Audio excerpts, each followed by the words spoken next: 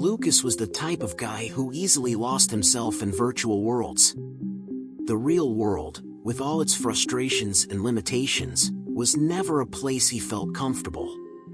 Time passed in a blur, and he barely noticed the sun rise and set while playing. His passion for virtual reality games wasn't just an escape, it was an obsession. So, when he heard about Sandwis, a VR game promising total immersion, he didn't hesitate.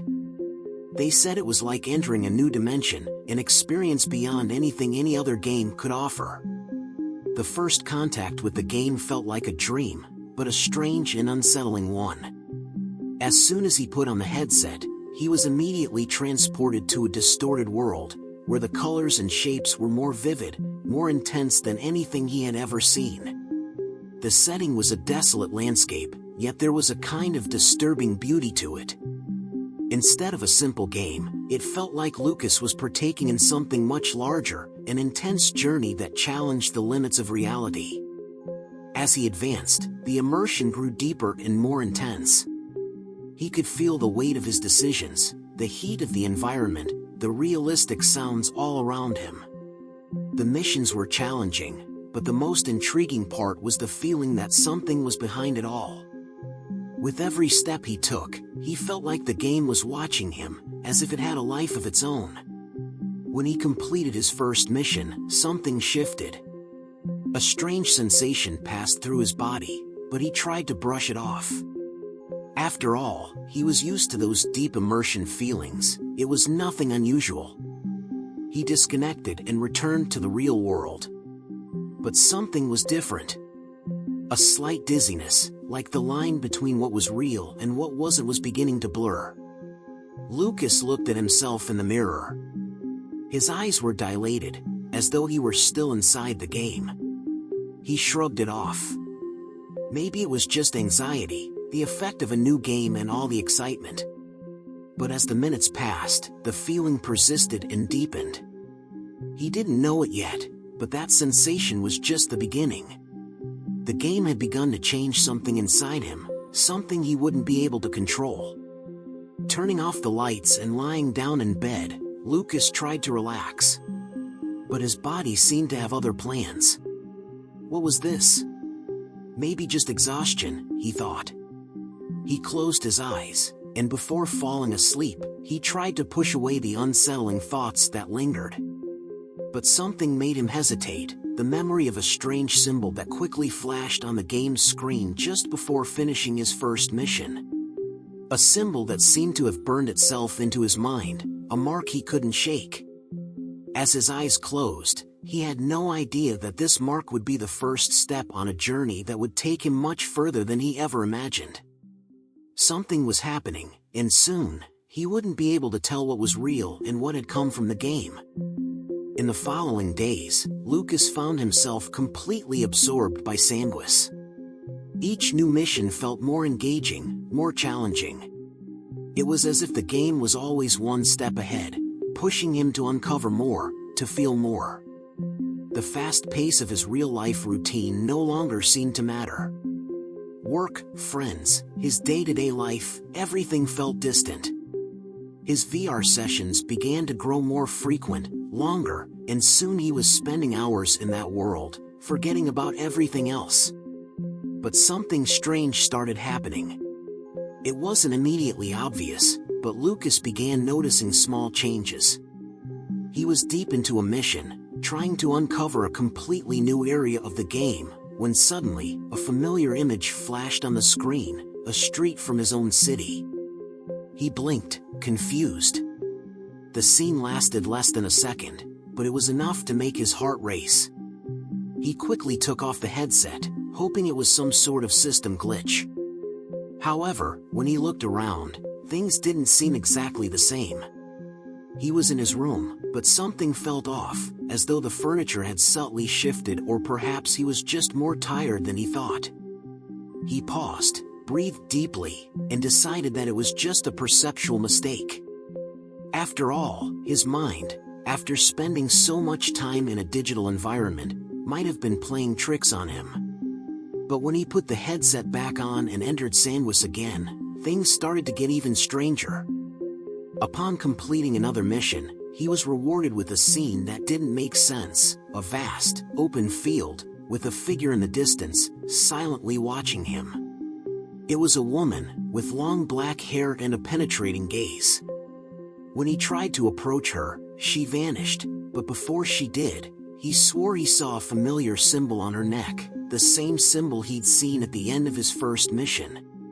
Disoriented, Lucas decided to pause the game, but he couldn't shake the feeling that something was wrong. When he removed the headset, an eerie chill ran down his spine.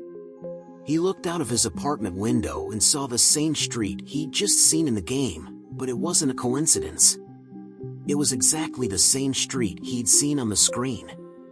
His steps faltered for a moment, and he forced his eyes to focus, trying to convince himself that it was just a trick of the mind. He returned to the couch, attempting to relax, but when he glanced at the TV, he realized that the colors were distorted, as if the screen had merged with the reality around him. He quickly turned off the TV, but the sensation that the game was following him wouldn't go away. The next day, something even more disturbing happened. Lucas was at work, lost in his thoughts, when he noticed a red mark on his arm. At first, he thought it was just a simple irritation, but upon closer inspection, the mark had an odd shape. It was the same symbol from the game. The same symbol he'd seen on the woman in the field. He rubbed his arm, but the mark didn't disappear. He tried to rationalize the situation, telling himself it was just a coincidence, but the feeling that the game was leaving its physical and psychological marks on the real world was growing stronger. Now, the line between what he saw in the game and what he saw in real life was beginning to blur. He found himself questioning if he was simply seeing distortions from his tired mind or if the game was truly starting to affect him in ways he never could have imagined. Anxiety and paranoia crept in. Every time he took off the headset, reality seemed stranger, more distorted. The game's graphics appeared to invade his surroundings, and he felt like something was lurking, always just out of sight. But what was it? He was starting to doubt his sanity. As he finally lay down to sleep that night, the image of the woman with the symbol on her neck haunted him. He closed his eyes, trying to shake off the thought, but the feeling that the game would never let him go stayed with him.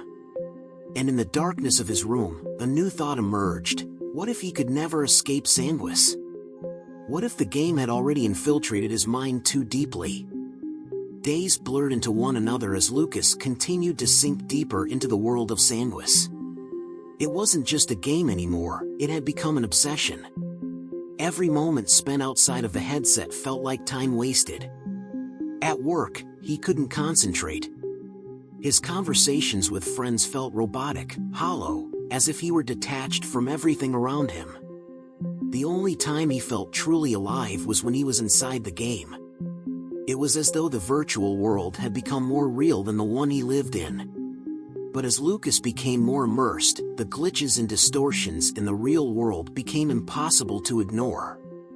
It started with small things: objects shifting out of place, the sound of distant whispers, the faintest echo of game-like beeps and clicks when there should have been silence.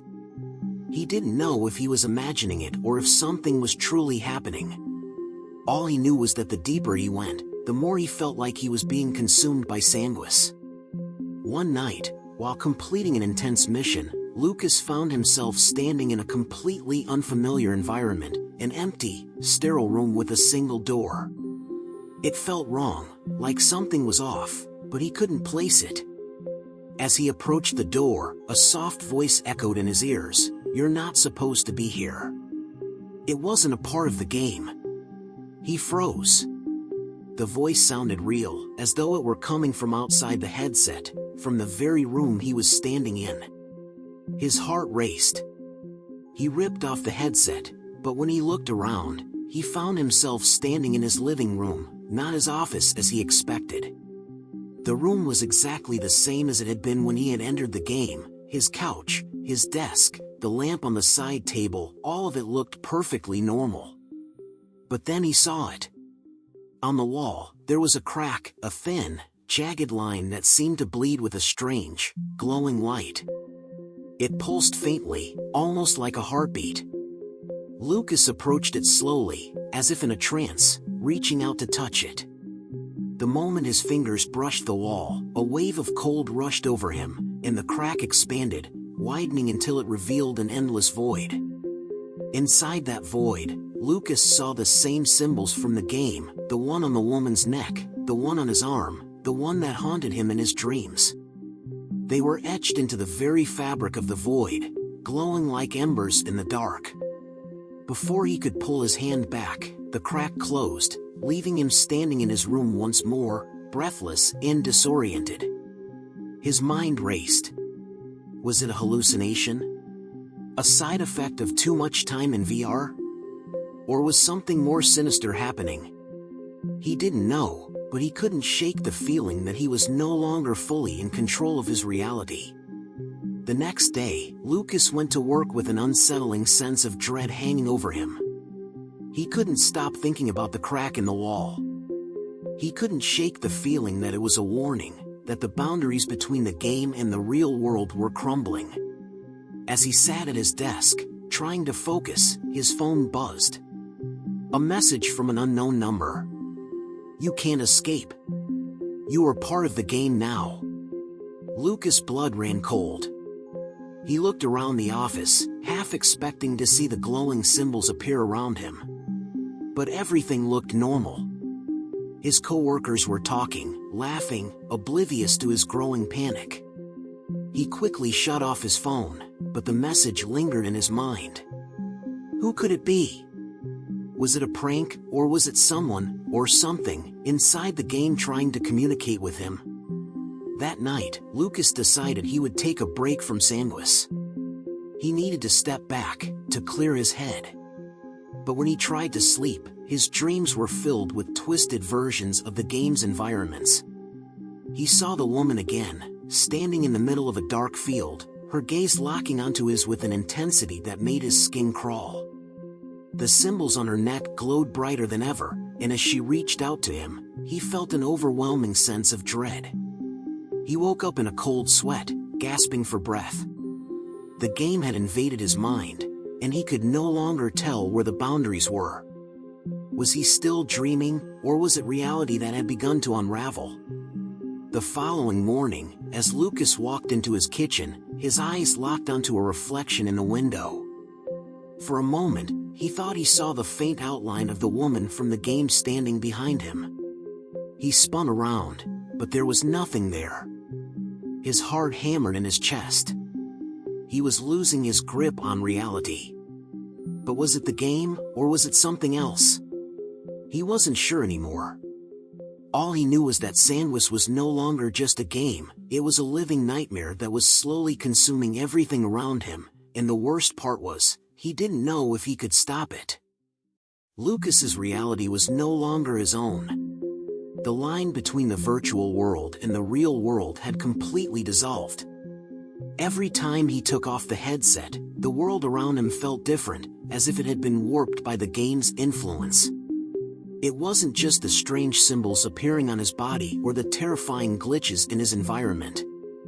It was something deeper, an all-encompassing feeling that the game had begun to shape his very thoughts, his very identity. The woman with the glowing symbol continued to haunt him. Everywhere he went, he felt her presence lurking just beyond his vision. She would appear in reflections, in shadows, and sometimes even in his peripheral vision. At first, he thought it was just a trick of his mind, but now, he wasn't so sure. Was she real? Was she a figment of his deteriorating sanity? Or was she something more, something sentient, waiting for him to cross the final line? As he wandered through his apartment, Lucas found more signs that the game had invaded his world. His TV was flickering with images of places from Sanguis, ruins, vast fields, and dark corridors. The walls seemed to pulse with a strange energy, like they were alive, watching him. He could feel the game's presence, its reach stretching out into every corner of his life. It was becoming harder to tell where the game ended and where reality began. Desperate to find answers, Lucas went online and searched for any information about Sanguis. He found forums filled with players who had experienced similar phenomena, disturbing dreams, strange physical marks, and even memories of events that weren't a part of the game. But the more he read, the more he realized that no one had ever truly escaped. It seemed that everyone who played Sanguis was affected in some way, as though the game had embedded itself in their minds and wouldn't let go. There were rumors, whispers, about a secret level in the game, one that no player had ever completed. They said that once you reached that level, you were trapped forever, unable to return to the real world. The thought of being trapped in the game forever consumed him. But what choice did he have? He had already gone too far. The game had already altered his perception, warped his reality. He was no longer in control. His only option now was to find this secret level and hope that somehow, it would lead him to a way out. One night, Lucas finally mustered the courage to enter the game one last time. His hands shook as he put on the headset, his heart pounding in his chest.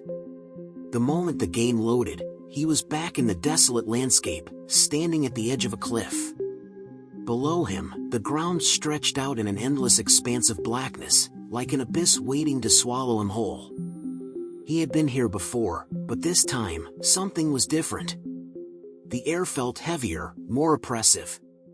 The sky above him was a swirling mass of dark clouds, crackling with energy. He began to walk forward, driven by the need to find the secret level, the one thing that might offer him an escape. As he moved, the environment began to shift around him. The familiar landscapes from earlier missions were now distorted, twisted. The ground beneath his feet cracked open, revealing a glowing red light from below. The symbols, those same symbols that had haunted him for days, appeared on the walls, on the ground, everywhere. And then, he saw her.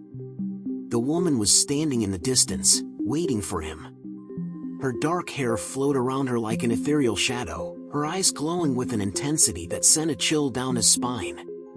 She smiled, and in that moment, Lucas felt a sharp pain in his chest, as if something inside him was breaking. He tried to move, but his body felt heavy, immobile. The game had him now. "You shouldn't have come here," the woman's voice echoed through the air. It wasn't just in his ears, it was inside his head, reverberating through his thoughts. "You're too far gone. There's no escape now." Her words were like a final verdict, a death sentence. Lucas couldn't breathe. He tried to scream, to fight, but the game had completely taken hold of him. His vision blurred, the screen flickered, and the world around him began to melt into a swirling mass of light and darkness. As the chaos engulfed him, he realized the terrifying truth: he wasn't just trapped in the game. The game had become him. Lucas's senses were overwhelmed. The world around him had become a chaotic blend of game and reality, twisting and contorting like a fever dream. The symbols, the glowing marks, were everywhere. On the walls, the ground, even in the air. They pulsed with a rhythmic energy, a heartbeat that matched his own. His mind screamed in panic, but it was drowned out by the suffocating feeling of the game closing in on him, trapping him in its grip. The woman, the figure that had haunted him from the very beginning, stepped closer. Her eyes were wide and unblinking, her expression unreadable. She reached out, and Lucas felt an invisible force pulling toward her. His body was no longer his own. He was merely a puppet, tangled in the game's web. "You were never supposed to find this place," she whispered, her voice both comforting and terrifying. "This is where it all ends. This is where you belong." He tried to pull away, but it was impossible. He was caught in a web of virtual reality, his every thought and movement controlled by the game. "No," Lucas muttered, struggling to break free. "I have to leave. I have to wake up." But as the words left his lips, the ground beneath him cracked open, revealing a vast chasm of darkness. The symbols on the walls, no longer just part of the game, seemed to come alive, their glowing lights swirling around him. The woman's presence felt like a heavy weight on his chest, suffocating him. It was as though her very existence was the source of the game's power, and now, he was at the heart of it. "You can't escape," she said, her voice now an unearthly echo. "You are already part of this world. You always have been." Lucas's mind reeled. The words didn't make sense. How could this be real? How could the game have gotten so far inside him? But there was no denying it. The lines between the two worlds had disappeared. The symbols, the woman, the distorted reality, it was all connected. And Lucas, for all his strength, had become a part of it. "Please," he gasped, his voice barely a whisper. "I don't want this. I want to go home." The woman's smile softened, but there was no compassion in it. "Home," she echoed, almost as if the word was foreign to her. "You were never meant to go home. This is home now." Suddenly, the woman's form began to shimmer and fade, like a glitch in the game's code. Her features blurred, and Lucas could feel her presence slipping away. Panic gripped him as he reached out, but he couldn't catch her. The world around him collapsed into a swirling vortex, pulling him deeper into the game's endless void. The last thing he saw before everything went black was the symbol, his symbol, burned into the darkness. It was his, now. A mark that he would carry for the rest of his existence, a reminder that there was no escape from the game. When he woke up, he was back in his apartment, the familiar sights of his room surrounding him. The walls, the furniture, the dim light from the window, it was all there. But something was different. The air was still, unnervingly so. As he sat up, Lucas reached for his phone, but when he glanced at the screen, his blood ran cold. The symbol was on his screen, glowing faintly. And it wasn't just on his phone. The symbol was everywhere. On the walls. On the floor. Everywhere he looked, it was there, seeping into his reality like a virus. The game had followed him. It had infiltrated his mind, his life, and now it was his to bear. Lucas tried to scream, but no sound came out. The woman's voice echoed in his mind, "You are part of this world now. There is no going back." And in that moment, Lucas realized the horrifying truth. He had never been playing the game. The game had been playing him. And now, there was no escape. It had been days since Lucas had woken up to find the symbols invading his reality. The world he once knew felt like a faded memory, a life he couldn't reach anymore. Everywhere he went, the game's presence followed him, through the cracks in the walls, in the flicker of streetlights, and in the way people's faces seemed to glitch. The woman was still with him, not physically, but in the very essence of his surroundings. It was as if her influence had woven itself into the fabric of reality, and Lucas was no longer sure if he was still human, still alive, or if he had become a part of the game entirely. He had stopped trying to sleep.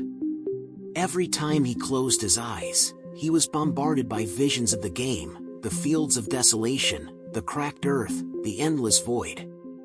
The woman's voice whispered in his ear, taunting him with promises of an end that would never come. His mind had become a prison, a warping maze where reality twisted and bent like the corrupted code of the game itself. Lucas had tried to disconnect. He tried to throw the headset away, to remove himself from the game. But no matter how hard he tried, no matter how far he ran, the game found him. It was in his dreams. It was in his thoughts. It was in the very air he breathed. It wasn't until one night, as he was walking through the city, that he truly understood the full extent of the game's control. The streets were eerily silent, the usual hustle and bustle of the city gone. The buildings, once so familiar, were now twisted and distorted, like warped reflections in a cracked mirror. The glowing symbols pulsed from every surface, from the billboards to the sidewalk, to the very air itself. They were no longer just part of the game, they were part of the world. As Lucas walked, a figure appeared before him, one that he recognized. It was the woman. But this time, she was different. Her form was more solid, more real, like she had stepped out of the game and into his world. She smiled at him, her eyes glowing with an unsettling warmth. "You still don't understand, do you?" she said softly, her voice echoing in his mind. "You've been living in the game all along. Your life, your memories, none of it was real. You've always been here, trapped in this world." Lucas's heart pounded in his chest. "No. I was normal. I had a life. I had a job. Friends." The woman's smile widened, as though savoring his pain. "It was all an illusion. A simulation. You were never meant to leave. The game was always the reality. And now, you belong to it." The ground beneath his feet began to crack open, revealing a chasm that seemed to stretch endlessly into the void. The glowing symbols intensified, their light growing so bright that it seared his vision. He tried to run, to escape, but the more he moved, the closer the woman came. Her presence was inescapable, like gravity pulling him toward her. The city was no longer a city, it was a prison, a stage for the game, and he was the pawn. "You can't escape," she whispered, her voice a final judgment. "There is no world outside of this. There is only Sanguis." As she spoke, Lucas felt his body go numb. His thoughts became disjointed, fragmented. The world around him began to dissolve, the city, the streets, the sky, all of it melting into a swirl of digital noise. The woman's face was the last thing he saw before everything went black. When Lucas woke up again, it was as if nothing had changed. The world appeared normal, as it always had been.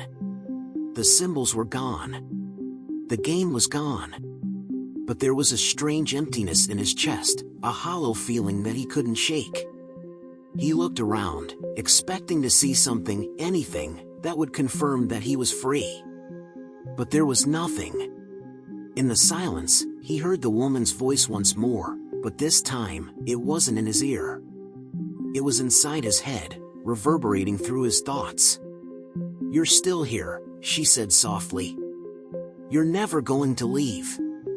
You've always been part of the game." Lucas wanted to scream.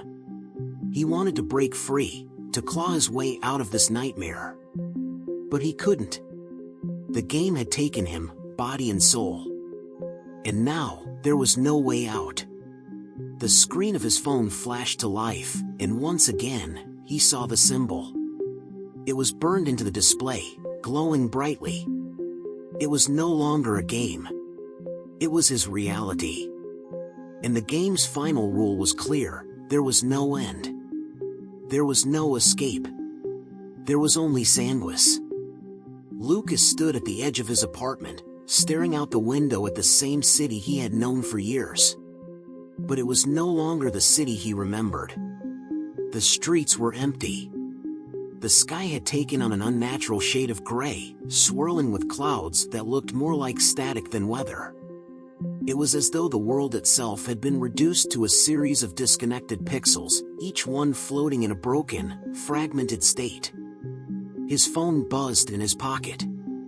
Hesitantly, he pulled it out, half expecting to see the symbol again. But instead, there was a message. One single, cryptic line of text: "Welcome back to Sanguis."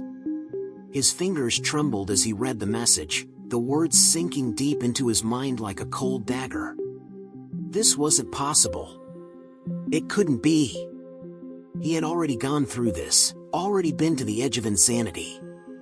He had already seen the game's power over him, its ability to manipulate reality itself. How could he be here again? Suddenly, the walls of his apartment flickered. The familiar space, the furniture, the pictures on the walls, they all began to glitch, shifting in and out of focus. The colors warped into unnatural shades, as if the game was remaking his world from scratch. His apartment became a prison, a stage set for the final act. He could feel it, he was trapped, unable to escape. But escape was never an option, was it? The game had never let him go. It had always been here, buried deep inside his mind, pulling the strings. He stumbled backward, his heart pounding in his chest.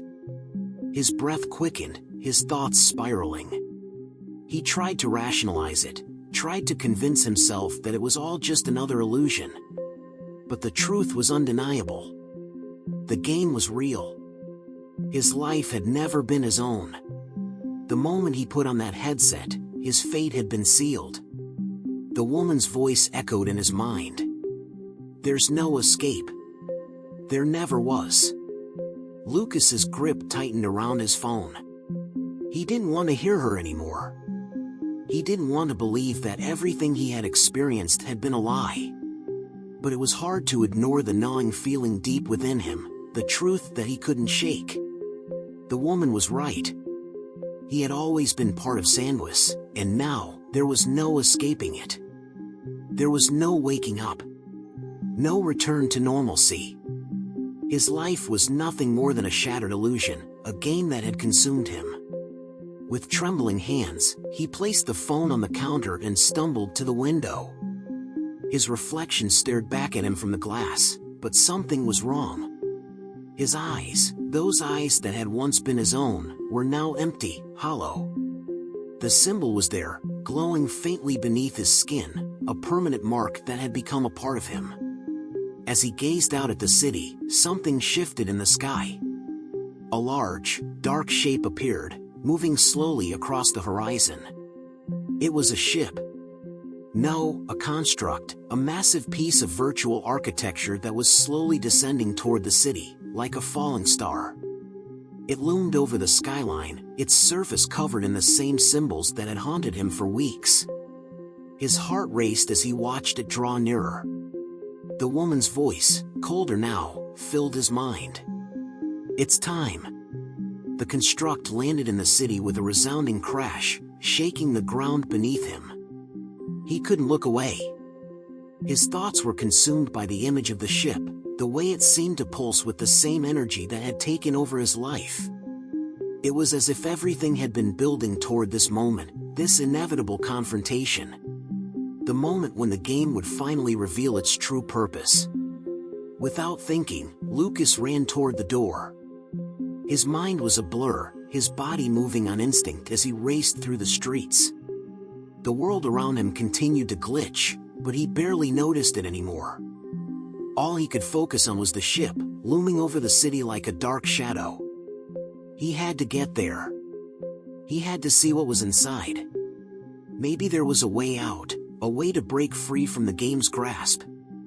Or maybe it was just the end, his final confrontation with the game itself. As he approached the base of the ship, Lucas was met by a crowd of people. But they weren't real people. They were like him, players trapped in the game, their faces vacant, their eyes lifeless. They stood in silence, their bodies frozen in place, as if waiting for something. And then, the door to the ship opened. The woman stepped out, her figure illuminated by the soft glow of the ship's lights. Her eyes met his, and in that moment, Lucas knew. This was the end. There was no escape. There was no going back. The game had claimed him, and now, he was part of it forever. She smiled, and the world around him began to fade, the final scene unfolding like the last frame of a broken film reel. The darkness swallowed him whole. Lucas stood motionless in front of the ship, surrounded by the frozen players. The woman was now closer, her presence towering over him, her smile almost serene in the midst of the chaos. He felt the weight of her gaze, the coldness seeping through him like a virus. Every fiber of his being screamed to escape, to fight, but his body refused to move, as if it had become a part of the world he no longer controlled. "You don't understand yet, do you?" she said, her voice softer now, almost pitying. "This isn't just a game. This is your life. This is where you belong." Lucas clenched his fists, his nails digging into his palms. The words echoed in his mind, but they made no sense. This was not his life. His life had been real. He had been a gamer, an observer, an escape artist. He had entered this world as a way to forget, to lose himself in the chaos of another reality. But now, everything was a twisted lie. Everything was a manipulation. The woman's eyes gleamed as she watched his inner turmoil. She tilted her head slightly, as if savoring his pain. "You think you're still in control? You think you still have a choice?" There was never a choice, Lucas. Not from the beginning. His heart raced as he struggled against the invisible force holding him in place. He needed to break free. He needed to know the truth. He needed to wake up. But every attempt was futile. The woman was right. There was no waking up. The game had ensnared him, and now there was no escape. In that moment, the ship's doors opened fully, revealing a vast, empty interior. It wasn't just a ship, it was a labyrinth, a maze of shifting corridors and walls that seemed to stretch into infinity. The symbols that had been haunting him now covered every surface, glowing with a sickening intensity. The air was thick with the oppressive weight of the game's presence, suffocating him with every breath.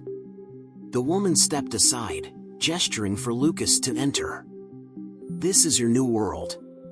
The end of the game isn't an ending at all. It's a beginning. And you are its master." Lucas felt his knees weaken, his body betraying him as the force pulling him toward the ship intensified. He knew he couldn't resist. He was already inside. He had always been inside. With no other choice, he stepped forward, crossing the threshold into the dark maze that awaited him. As he did, the world around him shifted. The ground beneath his feet became uneven, as though the very fabric of reality was warping around him. The walls of the ship seemed to close in, their glowing symbols casting eerie shadows that danced across his vision. And then, he heard it. A soft hum, low at first, but growing louder by the second. It was the sound of the game's heartbeat, the pulse that had driven everything from the beginning. The heartbeat of Sanguis. He could feel it reverberating through his chest, syncing with his own pulse. He could feel it taking hold of him. The ship was alive. The game was alive. "You've made it this far," the woman's voice echoed through the corridors. "But now, you'll see the truth. You'll see how deep the game runs. How far it's embedded itself in your mind." Lucas's thoughts were unraveling. His memories, once so clear and distinct, were fading. The lines between who he was and what he had become were blurring. Was he still Lucas? Or was he just another player, another pawn in the game's endless cycle? The hallway before him seemed endless, stretching on forever. His mind screamed to turn back, but the force guiding him forward was too strong. He had no control. The game was the only reality. The only truth. As he walked deeper into the ship, the symbols began to change. They twisted and warped, forming into new patterns, new shapes that he couldn't comprehend. It was as though the game was speaking to him, trying to communicate something important. But no matter how hard he tried to focus, it was impossible to understand. His mind couldn't process the alien patterns. He was trapped in a maze of his own making. The woman appeared before him once more, her form flickering like a glitch in the game. She stood at the center of a massive, circular room, surrounded by a pulsating light. "Welcome to the core of Sanguis," she said. "This is where it all began. And this is where it will end. For you, for all of us." Lucas's heart pounded in his chest. The core. The place where everything started. It all made sense now. The game had never been a game. It had always been this, a trap. A never-ending loop, designed to consume him, to erase his existence. Your choice was never real, she continued, her voice now full of finality. You were never meant to escape. The game has claimed you. And now, it will never let you go. The room began to pulse with a deafening roar, the symbols surrounding them blurring together. Lucas tried to scream, but no sound escaped his lips. The light grew brighter, consuming everything in its path. His vision faded, his consciousness slipping away. And then, everything went black. Lucas woke up to silence. It wasn't like the silence of a peaceful sleep, nor was it the empty void he had become accustomed to in the game. This was something different. It was as though the very concept of sound had been erased from the world around him. He couldn't hear his breathing, the beating of his heart, nothing. It was a vacuum, a world devoid of life, and yet he was aware of it, painfully aware. He stood in a vast, empty space. The ship, the woman, the symbols, they were gone. The room was nothing but darkness, stretching infinitely in every direction. It felt as if the fabric of reality itself had unraveled. There was no floor beneath his feet, no sky above him, just endless, oppressive blackness. And somewhere, far away, Lucas felt a presence. It was faint at first, like a whisper at the edge of his consciousness. The woman's voice echoed through the void, but it was different now, distorted, like a corrupted file trying to play through a broken speaker. Welcome to the end. The words sent a cold shiver down his spine, as if the game was reaching out to him one last time. He wanted to scream, to shout, to do anything to break free from this oppressive silence. But his voice was lost in the dark, as if even his cries were swallowed by the void. You thought you could escape, the woman continued, her voice now much clearer, as though she were standing right next to him. You thought you could outrun the game. But there was never an escape. There was never any choice. Lucas's chest tightened. He had tried everything. He had tried to disconnect, to fight back, to run. But the truth was unavoidable. The game had already consumed him. It had always consumed him. He had been a part of it from the very beginning. Look around you, she said, her voice sweet and almost comforting now. This is the truth. The game isn't just a game. It's everything. It's reality. It's your mind. It's me. And now it's you. Suddenly, the space around Lucas shifted. The blackness began to warp, forming into shapes, into landscapes. The world was rebuilding itself, pixel by pixel, like a game map reloading after a crash. Buildings, roads, trees, and streets all appeared, materializing out of the void. It was the city, the same city he had known, the city he had once called home. But it was distorted, broken. The streets twisted unnaturally, the buildings leaning at impossible angles. The air felt thick and heavy, as if the very world was on the verge of disintegrating. And then, something else appeared in the distance, a massive screen. It flickered to life, the light from it cutting through the darkness. It was a loading screen, like the ones he had seen in the game countless times. It was full of code, lines of text scrolling rapidly across the screen. Numbers, symbols, and phrases flashed before his eyes too quickly for him to comprehend. Welcome to your final level, the woman's voice echoed, now cold and final. You've played your part. Now, it's time to finish the game. Lucas's mind screamed. He wanted to run, to hide, to escape. But he couldn't move. His body was frozen, trapped in this endless loop of code. This was it. The game was real, and his reality had been nothing but a fabrication, a series of numbers and instructions woven together to create the illusion of a life. The screen in front of him flickered again, showing the same symbols that had haunted him. But now, there was something else, an icon, glowing brightly in the center of the screen. It was his face, his own reflection, but distorted. His eyes were hollow, his skin pale, and the symbol, the one that had been burned into his mind, was now etched across his forehead. "Your choice," the woman whispered, "is simple. You will be the final code. You will be the last part of the game that binds everything together. You will become Sanguis." The light from the screen grew blinding. The sound of the code rushing by became deafening, overwhelming his senses. It was like an algorithm, rushing through his thoughts, rewriting his existence. The world around him shattered. The city, the screen, the woman, they all fractured into pieces, falling away into nothingness.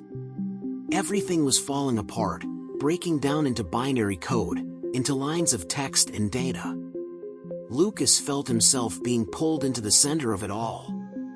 He was no longer a person. He was a line of code, a piece of the game's infinite loop. His mind was being erased, rewritten, and reassembled into something new. Something he could never control. In that final moment, as his mind faded into the code, Lucas understood the truth. There was no escape. There never had been. He was not just part of the game, he was the game. He had always been. And with that, everything went dark. Lucas awoke. But it wasn't like any awakening he had ever experienced before. The air around him felt dense, almost electric, like static crackling in the atmosphere. He could feel it on his skin, his bones vibrating with every tiny movement. There was no weight to his body, no sensation of gravity pulling him down. He wasn't standing on anything solid. He wasn't even sure he was standing at all. It was as if he was suspended in a place between the digital world and something far more alien. The first thing he noticed was the noise, or rather, the lack of it. The oppressive silence from before had vanished, replaced by an eerie hum, like the low buzz of machinery. But not the kind of machinery you could hear, it was the kind of hum that you felt in your chest, deep in your bones. It vibrated through his very soul, an unnatural sound that seemed to match the rhythm of his heartbeat. He looked around, and this time, there was no distortion. No broken city, no glitching reality. There was only a vast, open space, a shimmering expanse that stretched out in every direction. It was endless, and yet, there was something strangely familiar about it. The colors here were unlike anything he had ever seen. They were rich and vivid, like hues plucked from the deepest corners of the mind. They flowed and shifted in ways that were impossible to describe, like liquid light cascading through an invisible dimension. He reached out, his hands trembling, unsure if he would touch something solid. To his surprise, the air bent under his fingers, like a digital interface reacting to his touch. There was no tangible world here, no walls or floors to anchor him. It was pure, raw data, suspended in a matrix of consciousness. And then, he saw it. The symbol. The same one that had haunted him, the one that had been burned into his mind, now glowing softly on the horizon. It was distant, but its pull was undeniable. As though it was calling to him, summoning him to its source. The more he looked at it, the more he felt his will slipping away. His mind, his identity, it was fading, losing its grasp on the physical world. The woman's voice whispered in his mind once more.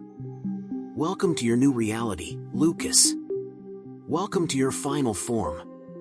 He didn't have time to process the words.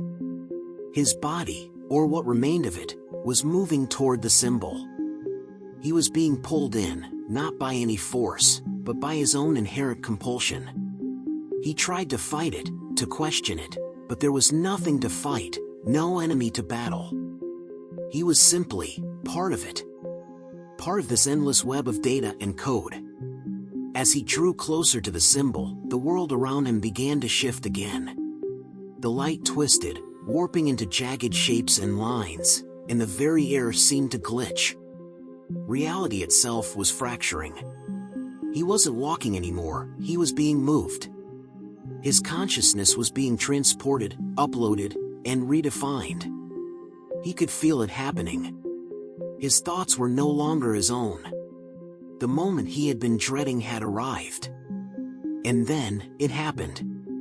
His reflection appeared in front of him, but it wasn't his own. It was distorted, warped and glitching in the same way the world had around him. His face flickered in and out of existence, the symbol glowing brightly on his forehead. His eyes were no longer the same. They were empty, hollow, and yet they were filled with a strange power, a power that belonged to the game. "You are the game now," the woman's voice said, her tone soft and almost loving. "You are its final code. The beginning and the end. The creator and the creation." Lucas opened his mouth, but no words came out. He tried to speak, to resist, but his voice was lost in the void, swallowed by the data storm that raged around him. There was no escape. There never had been. He could feel his identity dissolving. He was no longer Lucas, the gamer, the player. He was something else. Something far beyond human. He was the code, the game itself. Every thought, every memory, every moment of his life had been rewritten. His existence was now an algorithm, a line of digital code that would never end. He was both trapped and free, a prisoner of his own mind and yet, a god within this world. The final symbol, now massive and all-encompassing, loomed over him, pulsing with energy. Lucas felt his consciousness fading, swallowed by the game's endless cycle. His sense of self was slipping away, piece by piece. But in that moment, he understood. He understood everything. The game had been more than just a game. It had been a prison. A prison with no walls, no boundaries. A prison that had consumed him entirely. As his mind fragmented and reassembled, Lucas became part of the system, forever bound to the game's endless loop. And in that moment, he knew that there would never be an end. There would never be an escape. There would only be the game. Lucas felt his mind splinter, the world around him dissolving into countless fragments. Every piece of him, every memory, was being torn apart, reshaped, and then reforged into something new. He wasn't sure if it was pain, or if it was something else entirely. Maybe it was just existence itself. A strange, ever-shifting existence that never stopped, never gave him a moment to breathe. There was no longer a sense of time. The seconds, the minutes, they had all lost their meaning. The world outside the game, the people he once knew, they were just distant echoes now, fading into oblivion. They had never truly mattered. Not in this place. The world he was in now was a kaleidoscope of shifting data. It wasn't even a world. It was a simulation, a digital reflection of every possible reality that had been written into the game. He could feel it. Every line of code, every instruction was woven into his being. He was connected to it, a part of it, and yet, he had no control over it. He was trapped within the loops of the game, a pawn caught in a never-ending cycle. The hum, the low, incessant buzz, was still there, vibrating through him, through everything. It was like the heartbeat of the game. No matter how far he ran, no matter how much he tried to escape, the hum would follow him. The game would follow him. There was no freedom. There was no escape. He could still see the symbols, the ones that had haunted him throughout his journey.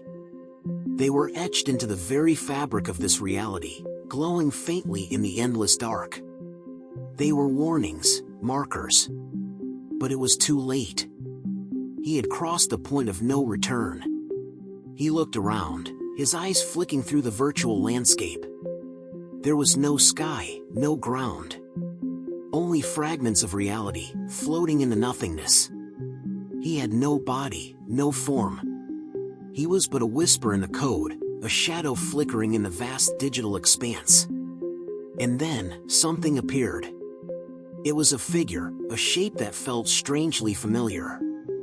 It was the woman, the one who had always been at the heart of the game. She stood in front of him, her form flickering like a malfunctioning file, her eyes fixed on his.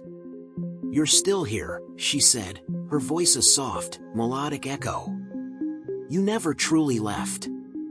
Lucas wanted to scream. He wanted to fight, to break free, but there was nothing to fight. Nothing to break. His hands were no longer his own. His thoughts were no longer his own. He was lost in the system, an unwilling passenger on a ride that had no destination. "Don't you see?" the woman continued, her voice full of a strange, twisted affection. "The game is you. You are the game. And you will never leave. This is your reality now." He wanted to deny it. He wanted to scream that this wasn't real, that he could wake up. But he knew deep down that it was true. This was his reality. The game had consumed him completely. And now, it would never stop. It would never end. The woman took a step forward, her presence looming over him. "You are the core. You are the beginning and the end. Every player who comes after you will face the same fate. They will be consumed by the game, just as you were. Just as you are." Lucas wanted to say something, anything. But the words wouldn't come. His thoughts were jumbled, his mind shattered. The game had rewritten everything, his memories, his emotions, his very essence. He was no longer a person. He was code. A part of something much larger than himself. Something that would never end. "Welcome to your eternity," the woman whispered, her form beginning to fade into the void. "Welcome to the loop." And then, everything went black. But it wasn't the end. The game continued. The darkness felt endless, an ocean of nothingness that stretched infinitely in every direction. It was all Lucas could sense now. It wasn't the comforting silence he had grown accustomed to, nor the eerie hum that had once vibrated in his chest. It was a new kind of void. The absence of everything. But even in this void, he felt something. At first, it was subtle, a faint tingle, a whisper on the edge of his awareness. It grew, slowly at first, until it felt like a faint pull on his consciousness. A thread, tugging him forward, though he had no idea where or what forward meant anymore. There was no direction. No up or down. No front or back. Just the pull. Something was changing. Lucas's mind, fractured and stretched by the endless loops, began to sense a crack in the infinite blackness. A subtle break in the code. He couldn't place it at first, but it was there. A fluctuation. Something out of sync. It was as if the game itself had hiccuped, as if the endless cycle had been interrupted. A sudden flash of light pierced the void, blinding him. He shielded his eyes, but there was no escape. The light expanded, engulfing everything around him. It felt hot, searing through the darkness, and for a brief moment, Lucas felt something resembling a heartbeat, a real, human heartbeat, thumping in his chest. The woman's voice, calm, unyielding, rang out again, but this time, it was different. It wasn't as soothing as before. It wasn't the voice of a creator, guiding him. It was fractured, disjointed, as though it too was trapped within the cycle. "You think you can escape it," the woman said, her voice reverberating through the void. "You were never meant to be free. You were always part of this." The light around Lucas intensified, shifting and distorting, its patterns jagged and irregular. He tried to move, to run, but there was nowhere to go.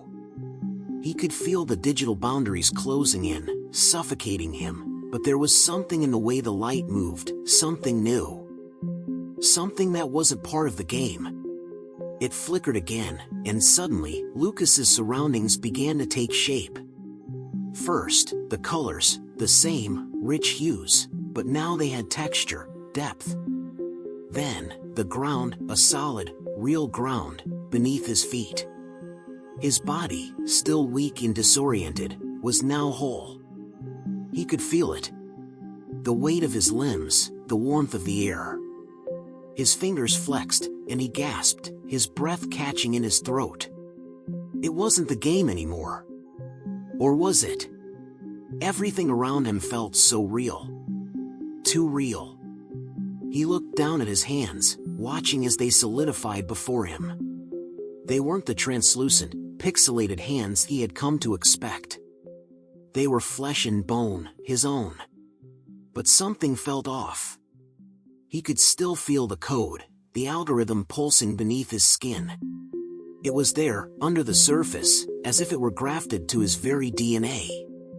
He stood on solid ground now, surrounded by nothing but an expanse of dark, swirling clouds that seemed to pulse with energy. The light, while still blinding, had now become bearable. It bathed everything in an almost unnatural glow, giving everything a surreal, dreamlike quality. A crack in the sky opened above him. It was an unnatural tear in the very fabric of this place, and through it, Lucas saw something. A figure, shrouded in darkness, but somehow, undeniably real. It reached toward him, a hand outstretched, offering something. He didn't know what it was, but he felt a connection. He reached out instinctively. He needed to know what it was, needed to understand what was happening. As his fingers touched the dark hand, the world around him collapsed again. This time, there was no scream, no fear. It was like the universe had reset itself in an instant. The sky was no longer dark. The void was gone. It was as if the game itself had been torn apart, as if the rules had been rewritten. Lucas was standing once again in front of the massive screen, the one that had haunted him from the beginning. The one that had held the key to everything. But now, something was different. The symbols were gone, replaced by an empty space, an abyss. And then, from the center of that emptiness, words began to appear. "Welcome to your new existence." Lucas's heart pounded in his chest. This wasn't just another level. This wasn't part of the game. This was something else. Something real. And yet, it felt so wrong. He could feel it deep inside of him, in the very core of his being. The line between what was real and what was game had blurred completely. There was no difference anymore. Everything was connected. "Make your choice," the voice said. It wasn't the woman's voice. It wasn't anyone's voice. It was his own voice, his thoughts, echoing back at him.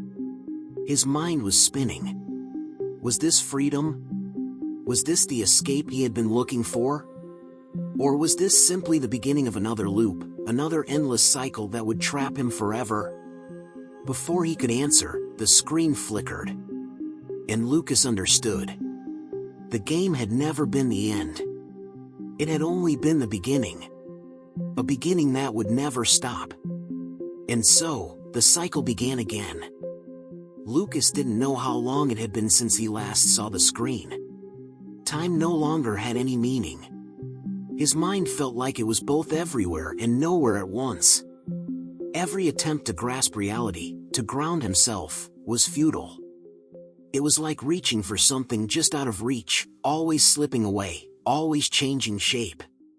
The world around him had shifted again. It wasn't the shimmering digital expanse, nor the dark, broken void. This time, it was something more familiar. Something unsettling. It was his apartment. At first, he couldn't process it. He blinked, trying to clear the fog in his mind. The faint hum of a virtual world echoed in the back of his head, but here, in the silence, it didn't belong. His couch. The old posters on the walls. His gaming setup, his familiar, real gaming setup, not a simulation. It felt real. His senses told him it was, and yet, there was something wrong. A tingling sensation ran through his fingertips as they brushed against the edge of the desk. He looked at his hand, as if expecting to see it flicker in and out of existence, but there was no glitch, no distortion. It was as if this world had been woven seamlessly around him, like a dream, too perfect to be real. Too perfect to escape. But then the cracks appeared. First, the air shimmered, just a flicker, but it was enough. And then, slowly, pixelated edges began to form on the walls, thin lines, growing wider, like the game was bleeding through. The faintest static buzz began to fill the room, an undercurrent that was almost imperceptible, but unmistakable. It was the hum. It was always there, lurking just below the surface. His mind raced. Was he still in the game? Was this another layer? Or was this his true reality? He tried to remember the last moment before everything shattered. He had been standing in front of the screen, staring at the abyss. The words had appeared. "Welcome to your new existence." It had felt like a promise, an invitation to freedom. But now, standing here, surrounded by familiar objects, he wasn't sure anymore. He wasn't sure of anything. The room seemed to bend as he moved, as if reality itself was distorting. His reflection in the window looked off. He wasn't exactly himself. He looked hollow. His skin seemed too pale, his eyes too distant. The reflection stared back at him, but it didn't quite match his movements, like the reflection was a few milliseconds behind, just slightly out of sync. Was this the game? Or was this something worse? His hand shook as he reached for his phone, his fingers brushing the cold, smooth surface of the screen. The familiar app icons stared back at him, like a mockery of normalcy. He opened one of his messages, only to find the text flickering, glitching in and out of focus. His friends' names appeared, but they were all distorted, warped into symbols he couldn't understand. Lucas. He froze. The voice. It was faint, almost a whisper, but it came from behind him. He turned, expecting to see something, anything, but the room was empty. The air felt thick, suffocating. His heart began to race. The static buzz was louder now, echoing in his skull. Lucas. The voice came again, this time clearer, closer. And then, the screen in front of him flickered. It was the game's interface, suddenly, shockingly visible on his phone. The familiar mission prompts, the health bar at the top, the map, everything that should have been confined to a virtual world. But it wasn't virtual anymore. It was real. The digital world was now interwoven with his reality. The lines between them had dissolved completely. What was happening? Before he could react, the room warped again. The air around him shimmered, like the room was being peeled away layer by layer. The walls were falling apart, replaced by the same twisted, glitching void he had seen before. The ground crumbled beneath him, leaving nothing but a void to fall into. The game was never done with him. The space around him collapsed entirely, and once again, Lucas was plunged into darkness. He didn't scream. He didn't try to fight it. The truth had settled into him. He was never going to escape. He was part of the game now. His reality, his mind, his very being had been consumed by the game's code. He could feel it in his very soul. And this time, when the light flared around him, he didn't try to resist. He didn't try to fight the pull. It was inevitable. This was his existence now. He was both the creator and the creation, the beginning and the end. And it was happening again. The symbols, the ones that had haunted him, that had led him here, appeared once more, this time brighter, more powerful than ever before.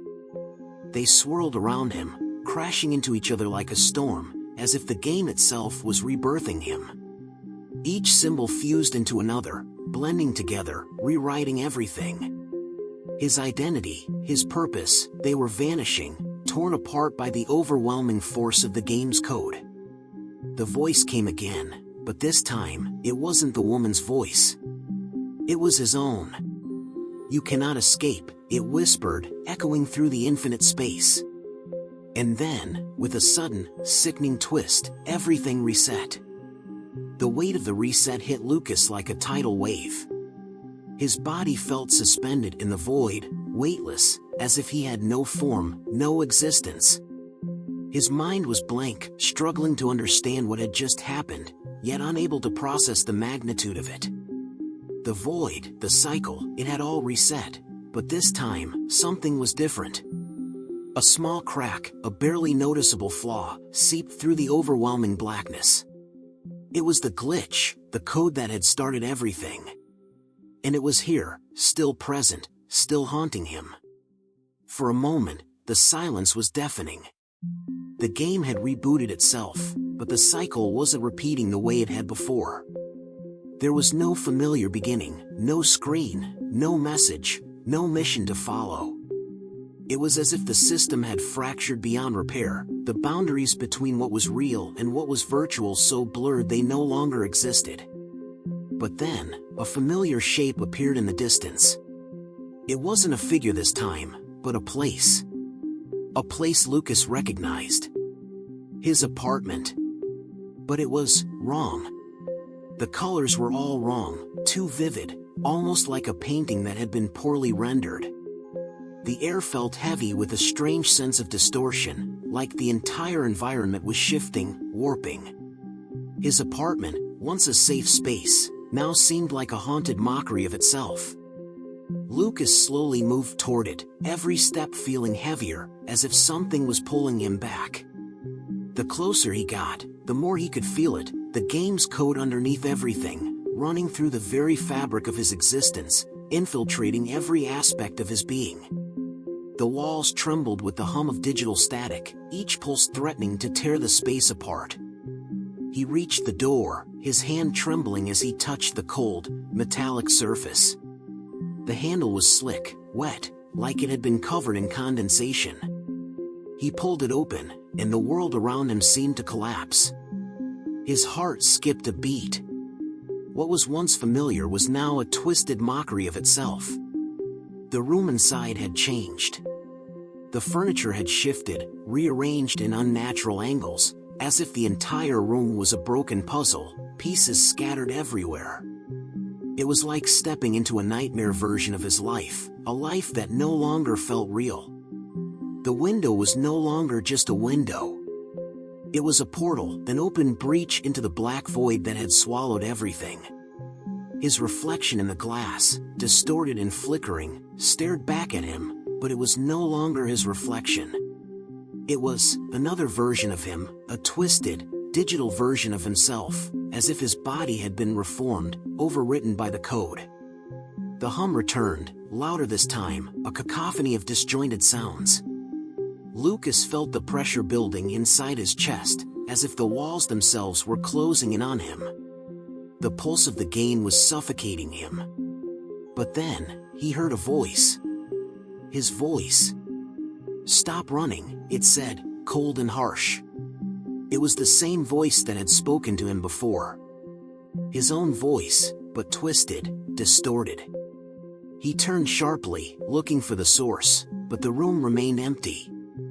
There was no one there. Only the hum. Only the disorienting static filling the space. The voice came again. "You can't hide from this." Lucas backed away, panic rising in his chest. It was impossible to think.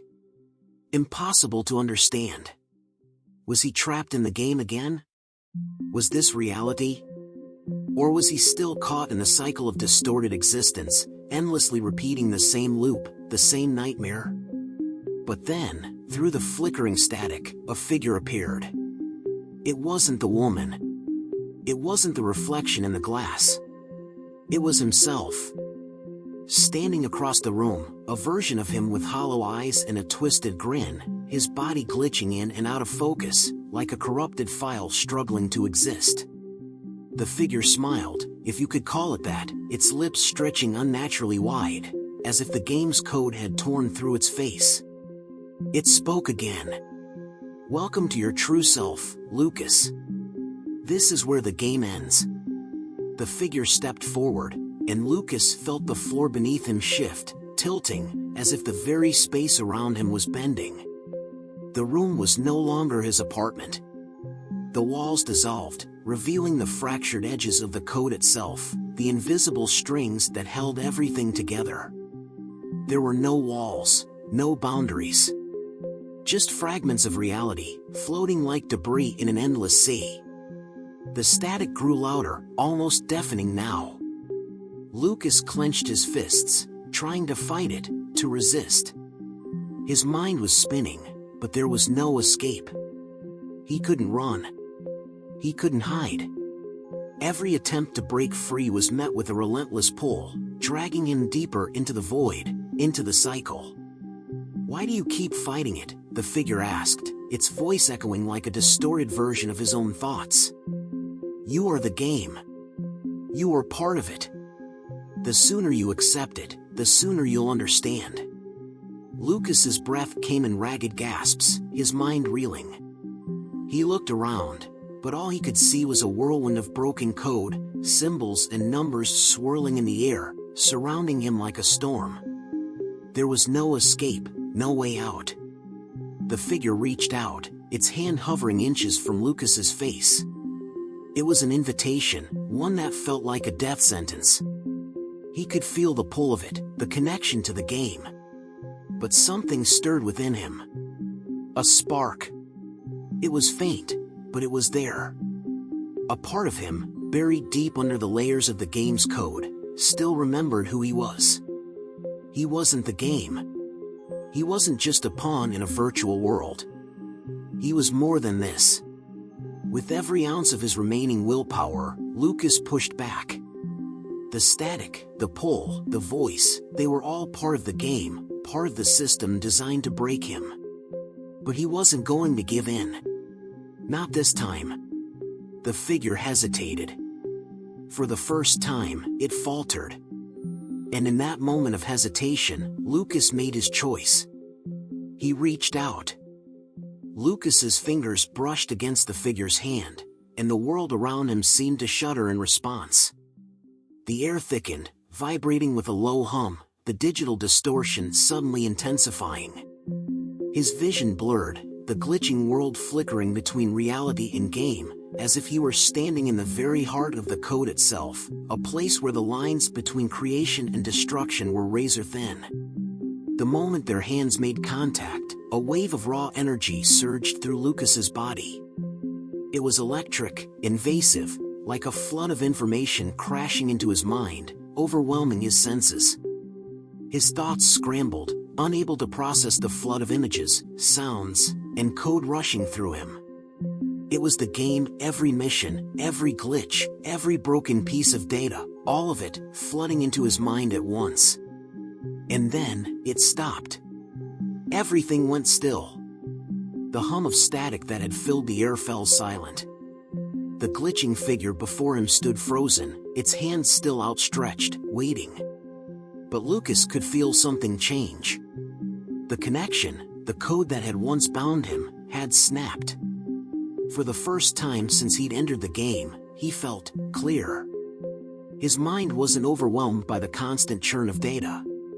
It wasn't clouded by the endless repetition of missions, resets, and distorted reality. He was free. But even as the realization washed over him, a deep, unsettling sensation gnawed at his insides. The world around him didn't feel like it was his own. It wasn't reality. Not entirely. There were pieces missing, fragments of his mind that didn't quite align with the space he occupied. The game's influence still lingered, lurking beneath the surface, waiting for the smallest crack to break through. He looked around, his breath shallow. The space around him flickered again, like a video buffering between frames. His apartment, no, the simulation of his apartment, was falling apart. The walls cracked, the ceiling split, and in the distance, he saw the void, stretching endlessly like a dark ocean waiting to swallow him whole. There was no escape. Not in the traditional sense. Lucas understood now. He wasn't simply in a game. He was the game. The moment he had connected to the code, he had become an integral part of it, a piece of the machine that kept the system running. His mind, his reality, had become so entwined with the game that there was no telling where one ended and the other began. He clenched his fists, the sharp reality of the situation sinking in. The figure in front of him, his twisted reflection, still stood motionless, its eyes locked onto his. For a moment, the figure seemed to almost smile, a grotesque, mechanical grin spreading across its face. "You think you can break free?" the figure asked, its voice cold and mechanical. "You think you can undo what has already been done?" Lucas didn't answer. There was no need. He already knew the truth. The game was too deep, too ingrained. The code that ran through his veins, that pulsed in his mind, was part of him now. It wasn't just an experience anymore, it was his existence. And even if he broke the cycle would never break him. "Escape is an illusion," the figure continued, stepping forward with unnatural speed. "This is your prison, Lucas. You created it. You built it from within." The floor beneath him trembled as if responding to the figure's words. The static buzz returned, louder now, like the warning of a system failure. He could feel the walls closing in again. The cycle was attempting to reset, to reclaim him. But Lucas wouldn't let it. Not this time. He stepped forward, towards the figure, feeling the pull of the game's code trying to drag him back into its grip. The room around him began to melt, pixels dissolving, walls collapsing into nothingness. It was the same as before. The end of the world. But this time, Lucas was prepared. His hands trembled, but his mind was clear. He wasn't just fighting for escape anymore. He was fighting for his existence. For the one thing the game couldn't take, his identity. The figure's grin twisted into something more sinister. Its eyes burned with cold fire as it reached out, but Lucas was faster. He moved, dodging the figure's grasp, and his hand slammed into the cold, glitching surface of the world around him. The code, the game's code, rippled under his touch, as if reacting to his defiance. He could feel the system fighting back, the game struggling to maintain control, but it was weaker now. Each movement, each effort to break free, chipped away at its hold. The cracks in the code widened, and Lucas pushed harder. The game was the system, but he was its user. And with every ounce of strength left in him, Lucas shoved the game's code back into the void. "Let go of me," he muttered, his voice strained. "I am not yours." And just like that, it began to unravel. The world around him crumbled as the code splintered and cracked. The static was deafening now, a roar that threatened to tear apart everything. The figure before him faltered, its form glitching violently as if caught in an endless loop, unable to escape. Lucas stood his ground. He was no longer running. The power of the game's cycle had been broken. The world, once a prison, was finally starting to dissolve, piece by piece. It was over. Or was it? Just as the last fragment of the distorted world crumbled, Lucas's vision darkened. He felt himself being pulled, dragged, once again, but this time, it wasn't the game doing it. This time, it was something else. Something real. He opened his eyes, gasping for breath. And then, for the first time in what felt like an eternity, he saw the light. The light was blinding. It engulfed Lucas like a wave, washing over him with a warmth he hadn't felt in what seemed like a lifetime. His skin tingled with the sensation of reality, the genuine touch of something real. The air around him felt fresh, alive, filled with breath. He blinked, disoriented, trying to adjust to the brightness that surrounded him. His mind struggled to comprehend the sudden shift, the jarring transition from one existence to another. Was this the end? A soft whisper in the air, like a faint voice carried by the wind, brought him back to his senses. He inhaled deeply, the scent of fresh grass and earth filling his lungs. He opened his eyes wider, the blinding light gradually fading into a warm, golden glow. He was no longer in the cold, distorted apartment. No longer in the endless void of corrupted code. He was outside. The world around him seemed alive, vibrant, real. The ground beneath his feet was solid, covered in a bed of soft grass that swayed gently in the breeze. He looked up and saw a sky, not made of pixelated fragments, but filled with billowing clouds drifting lazily across a bright blue expanse. The air was cool but comforting. The feeling of the sunlight on his skin, the warmth of it, was a stark contrast to the sterile, artificial atmosphere of the game. But then, a sharp sense of unease crept into his chest. His mind, though free from the game's grip, still held traces of its influence. There was something in the air, something not quite right. His heart raced, a knot tightening in his stomach. Was this another illusion? Another layer of the game designed to trick him? He took a hesitant step forward, his eyes scanning his surroundings. Everything seemed perfect, almost too perfect. The trees, the birds, the distant sound of a river. But there was something about it, something that made the hairs on the back of his neck stand on end. A feeling of being watched. Of being observed. He heard a faint rustle in the grass, like something, or someone, moving in the distance. Lucas froze, his instincts immediately alert. His mind flashed back to the game's coded environment, where every strange sound, every movement in the peripheral vision was a warning. Was this another layer of the simulation, one last trap designed to pull him back into the cycle? He began to walk toward the sound, his steps cautious. The grass beneath him felt real, each blade bending slightly as he moved, but still, his mind raced with the possibility that this was yet another illusion. Could the game truly have ended? Or was this the beginning of another nightmare? As he moved through the tall grass, the rustling grew louder. He could make out shapes now, shadows moving in the distance, weaving through the trees. There were figures, but they didn't seem human. They were more like silhouettes, half-formed shapes drifting just outside of his vision. Suddenly, a voice broke through the quiet, a voice that sounded like it was coming from all directions, yet also from deep within his own mind. "You think you're free, Lucas?" The voice sent a chill down his spine. It was the same voice from the game, the same distorted version of himself that had tormented him before. It wasn't possible. He had fought, had broken free from the cycle. He had escaped. But it was clear now, the game was not finished.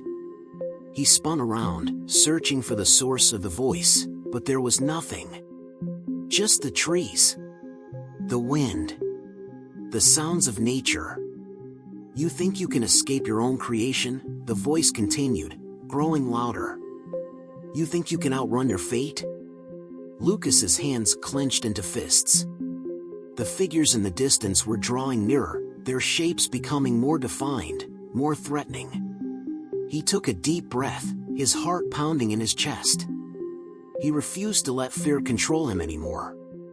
He had been trapped in the game for far too long, twisted and manipulated by its power. But not anymore. He had seen the cracks. He had broken the system. And now, he would tear it apart for good. "Show yourself," he shouted into the void. His voice echoed through the air, lost in the wind. There was no answer, but the presence was there. The game's influence. The final test. Suddenly, the figures in the distance stopped, frozen. For a moment, the world around Lucas seemed to hold its breath. Then, one by one, the silhouettes turned to face him. Their eyes, black, empty voids, locked onto his, and for a brief moment, Lucas saw it, the glitch. The small fracture in their forms, the subtle flicker that confirmed what he had feared all along. This wasn't real. The world around him was a lie. A new layer of the game had been spawned, its code restructured, its influence stronger than ever. But it was not too late. Lucas had felt it, the cracks in the system. And now, he knew what he had to do. He raised his hand, steadying himself, as the figures began to move toward him. He could feel the game's pulse, the hum of its code running through the air, ready to pull him back in. But this time, Lucas wouldn't be the one to break. "I won't be your puppet anymore," Lucas muttered under his breath, his voice resolute. He closed his eyes, focusing on the code, on the very fabric of the game. And in that moment, the power that had once controlled him was no longer a force to be feared. He had become the one who held the strings. He concentrated, feeling the code shift beneath his fingertips, warping and twisting in response to his will. The figures stopped, their forms glitching once more. They screamed, not with voices, but with static, as their bodies began to decompose, disintegrating into fragments of code. The sky above began to crack, splitting open like glass, revealing the dark void beneath. The world began to collapse. The trees, the grass, the figures, they all turned to dust. The very foundation of this false reality crumbled, folding in on itself. Lucas stood alone in the void, but he didn't fear it. This was where it all began. And this was where it would end. The system, the game, was finally destroyed. Lucas had torn it apart, piece by piece. And in the end, he was free. Or was he? The void stretched on infinitely. No walls, no ground beneath his feet, only the deep, endless blackness that surrounded Lucas in all directions. There were no voices, no echoes of the game, no code weaving through the air. It was eerily silent, like the calm after a storm, where everything was left in ruins, waiting to be rebuilt. Lucas stood alone, his breath the only sound in the abyss. The disintegration of the game had left a gaping hole in his reality. He could feel the absence of it, the emptiness where the digital world once pulsed. And yet, despite the destruction, he couldn't shake the feeling that something wasn't quite right. He hadn't heard the final crash of the system. He hadn't felt the closure he expected. There was a lingering tension in the air, a presence that was just out of reach. A faint whisper echoed through the void, soft and distant, but unmistakable. "You think it's over?" Lucas's heart skipped a beat. He spun around, searching the darkness, but there was no one. The voice didn't come from a body, it came from everywhere, the very fabric of the void itself. "You've destroyed the game, Lucas. But that doesn't mean you've escaped," the voice continued, its tone cold and unfeeling. "You can't escape what you are. What you've become." He froze. The words hit him like a physical blow. His hands clenched into fists, his body tensing. "I've fought for freedom. I've destroyed it all. It's over. It's finished." The whispering laugh that followed was low, almost mocking. "You think you're free, but you're still here. Still trapped. Not in the game, but in your mind." Lucas's stomach twisted. He remembered the moments, the flickering images of the game invading his reality. The strange distortions. The unsettling moments when he wasn't sure if he was still in the simulation or not. Had it truly ended? Or was this part of some final test, the ultimate trick the game had left for him?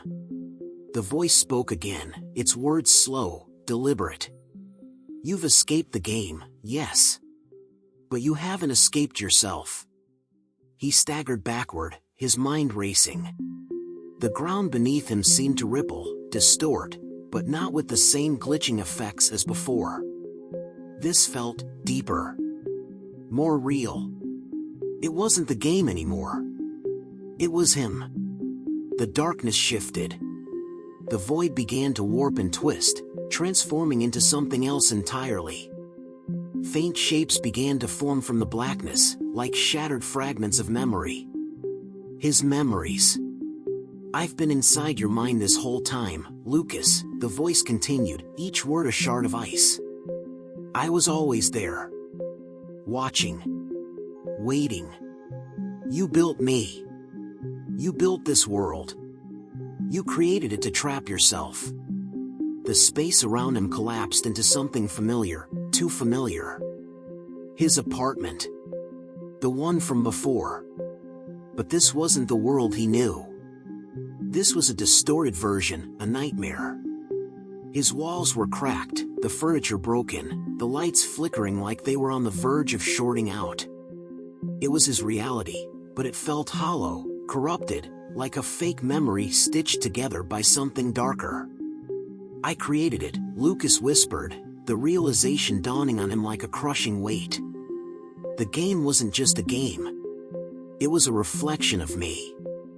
The void began to close in around him, the walls of his apartment closing in tighter, until there was no escape. No room to breathe. The figure, that distorted version of himself, began to take shape in the corner of the room, its eyes glowing with an eerie light. "You think you can escape yourself?" the figure crooned, its voice thick with menace. "You can't outrun your own mind, Lucas. You can't run from who you really are." Lucas closed his eyes, trying to push away the rising panic. The figure was a part of him, a twisted reflection of his own fractured psyche. All the fear, the doubts, the pain he had buried deep within him, all of it had manifested in this world. This place was not just the game. It was the manifestation of his own darkest thoughts. He stumbled backward, his breath shallow, but the walls were closing in too quickly. The figure moved, its face contorting into something worse, something more monstrous with each passing second. "What do you want from me?" Lucas shouted, his voice cracking. "What more can you take?" The figure smiled, a cruel, twisted grin. "I want everything, Lucas. I want you to face the truth. That you can't escape. Not from the game. Not from yourself." The walls around him tightened, the room closing in so fast it felt like his chest was being crushed. His vision began to blur as panic set in. He was trapped. The game hadn't ended. This wasn't freedom. This was the final prison, one built inside his own mind. But then, something shifted. A crack. A faint shimmer of light, like a small hope in the dark. It wasn't much, but it was enough. Lucas, desperate for any chance of escape, focused on that sliver of light. His mind, though battered and broken by the game, still held the strength to fight. He took a deep breath, the feeling of lightness surging through him, pushing the fear aside. "I won't let you control me," he whispered. His voice grew stronger with each word. "I'm not a prisoner. I'm not your puppet." And just like that, the walls stopped. The figure faltered. The apartment began to fade away, the cracks and distortions fading as the light pushed them back. The figure screamed, its form shifting wildly, unable to hold onto its corrupted shape. Lucas felt it then, the final fracture in the game. The world around him shattered like glass, and the figure vanished, leaving nothing but silence. He was free. But was he? As the last remnants of the distorted world crumbled away, Lucas stepped into the light. He didn't know where it would lead, or if it was the end of his journey. But he knew one thing: he was no longer afraid. The light enveloped Lucas, brighter and more blinding than anything he had ever experienced. But this time, it wasn't suffocating. It didn't burn. It was alive, as though it was welcoming him, pulling him forward into something new. Something real. The game, the nightmare, had finally been shattered, but what came next was the greatest question. Lucas felt the weight of the emptiness lift from his shoulders, like a 1,000-pound weight that had been pressing on him for as long as he could remember. He felt lighter. Free, but it wasn't the freedom he had imagined. It wasn't the escape he had hoped for. There was no soft landing, no peaceful resolution. As the light began to fade, his surroundings started to take form. Not the corrupted apartment, not the shifting void, but something else. Something real. He was standing in a vast, endless field, a landscape untouched by the chaos that had gripped his mind for so long. The grass beneath his feet was soft, the air fresh and crisp, and the sky above him was the deepest shade of blue he had ever seen. No glitches, no distortions. Just pure reality. But something inside him flickered, uncertain. This place felt familiar. A dreamscape, yes, but was it truly real? Was it the world he was supposed to return to, or was it another trick, another layer of the simulation that hadn't been fully erased? The wind whispered through the trees, carrying with it a sense of tranquility, but there was an edge to it. The same unease that had followed him through the game lingered in the back of his mind, like a shadow that wouldn't leave. Was this peace, or was it a facade? Lucas took a step forward, his heart pounding. He needed to understand. He needed answers. But all that surrounded him was silence. No voices. No presence. He was alone in this new world, with only his thoughts and the lingering echoes of his past torment. In the distance, a figure appeared, walking toward him. At first, it was just a blur, a shape that seemed to fade in and out of existence. But as it drew nearer, Lucas's breath caught in his throat. It was her. Her face was unmistakable, Sophie. His sister. The one he had failed to protect. The one whose memory had haunted him for so long. The one who had driven him into the game in the first place. She was here, in this strange, serene landscape. But she wasn't real. Lucas's heart raced, his body frozen in place. His mind screamed at him to run, to turn away, to get out before it was too late. He knew what this was. He had created her. She was a part of the game, a reflection of his guilt, his failure. And yet, here she was, standing before him, with the same smile he had remembered from his childhood. "Sophie," he whispered, his voice trembling. She stopped in front of him, her eyes filled with a sorrowful kind of warmth. "Lucas," she said softly, her voice like a sweet melody, "you've finally made it." "No," he breathed. "No, this isn't real. You're not real."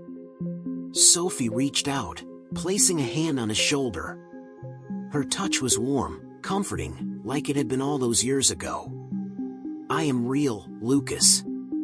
I've always been real. You just had to find me." He shook his head, his mind racing. This was impossible. It was the game, the influence of the code, trying to trap him again. But the warmth of her touch felt genuine, felt like the love he had lost. Was this real? Or was it another illusion, another test? "Why are you here?" Lucas asked, his voice breaking. "Why did you come back?" Sophie smiled, a bittersweet expression on her face. "You've been running from yourself for so long, Lucas. From the guilt. From the memories. From the truth. But you can't run anymore. I don't understand." "What truth?" Lucas asked, his throat tightening. "The truth about what happened," she said, her voice calm, almost too calm. "The truth about who you are, and who I am." Lucas's chest tightened. The words stung, each one like a needle piercing his heart. He had run from the truth for years, from the pain of losing Sophie. He had escaped into the game, into a world that wasn't real, to hide from the memories of that night. He had created the game to block it all out. But now, Sophie was here, and the truth he had buried so deep was finally surfacing. "What truth?" he repeated, his voice desperate. Sophie took a deep breath, her expression changing, becoming more serious. The truth is, you never really escaped. You thought the game was just a way to cope, to get away from the pain. But it was more than that. It was your prison. And it's still holding you. No! Lucas shouted, stepping back. You're wrong. I'm free. I destroyed the game. It's all gone. Sophie shook her head. You destroyed the simulation, but the game was never just a world of code. It was inside you, Lucas. It was always inside you. The ground beneath his feet began to shake. The serene landscape trembled, cracks forming in the earth, as if the very fabric of reality was beginning to break apart. Lucas's heart raced. Sophie's words cut deep, and the world around him was beginning to distort. No, he gasped, backing away. This is just another illusion. It can't be real. Sophie's form flickered, like a fading light, her image becoming unstable, glitching as the world around them began to unravel. The game was never over, Lucas. The real game begins now. And then, in the blink of an eye, everything shattered. The ground, the sky, Sophie, everything splintered into countless fragments, pieces of code and light falling apart like a collapsing star. Lucas screamed as the world crumbled away, darkness enveloping him once again. The choice, the final choice, was upon him. There was no escape. Not from the game. Not from himself. The crushing blackness enveloped Lucas once again, pulling him under like a tidal wave. The darkness was suffocating, cold, heavy, and all-consuming. It felt like he was drowning in it, his every breath forced and shallow. But amid the chaos, there was something different this time. Something that was unlike the last time he had been trapped in this void. A whisper filled the air, faint but undeniably present. It was not the cold voice of the game. It was not the disembodied presence that had haunted him before. This was something real. Something tangible. Lucas. The voice was familiar, yet strange. He couldn't place it, but it stirred something deep within him. A flicker of recognition. A distant memory. The blackness slowly receded, like the edges of a storm cloud parting to reveal the first rays of sunlight. Lucas's eyes fluttered open. The weight of the darkness lifted as he blinked away the disorienting haze. His head pounded, his body aching as if he had just woken from a long, grueling nightmare. His surroundings were different now, not the endless void or the twisted, distorted landscape that had surrounded him before. No, this was something far more familiar. It was his room. His real room. The walls were the same, bare and unadorned. The desk, the books, the scattered papers were all as he remembered them. The soft hum of the computer beside him was the only sound, like a heartbeat in the quiet of the room. There were no glitches, no flickering images of the game. It was as though the past few weeks, the nightmare that had plagued him, had been nothing but a dream. A lingering memory that was slowly fading into the ether. But as he sat up, his gaze fell to the screen of his computer, and he froze. There, on the monitor, was the game. Sandwis. The very game he had tried so hard to escape from. It was there, on his screen, as though it had never left. As though it was calling to him, beckoning him to return. No, this couldn't be real. It couldn't be happening again. But as Lucas reached out, his hand trembling, the mouse clicked on its own, dragging him back into the game's interface. The screen flickered for a moment, then the familiar loading screen appeared. The countdown started. He could feel it. That same pull. The same allure that had once trapped him in its digital world. His heart pounded in his chest. The game was alive. It was still here. The events from before, the destruction, the shattering of the game world, Sophie's cryptic warning, it had all been real.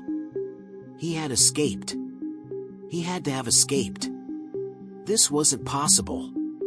A text box popped up on the screen. The message was simple, but it sent a chill down his spine. "Welcome back, Lucas." His breath caught in his throat. It was happening again. The game had found him again. He was trapped once more. But then, something strange occurred.